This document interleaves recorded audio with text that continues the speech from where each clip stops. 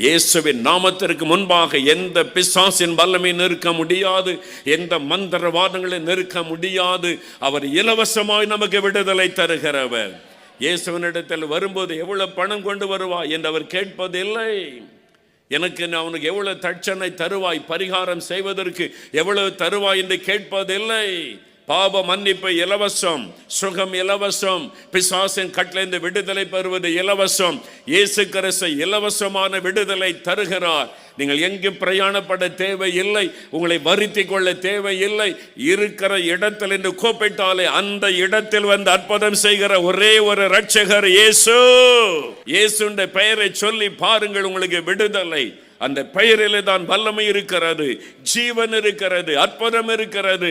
அவர்தான் நமக்காக மரித்து மரணத்தை ஜெயித்து உயிரோடு எழுந்தவர்.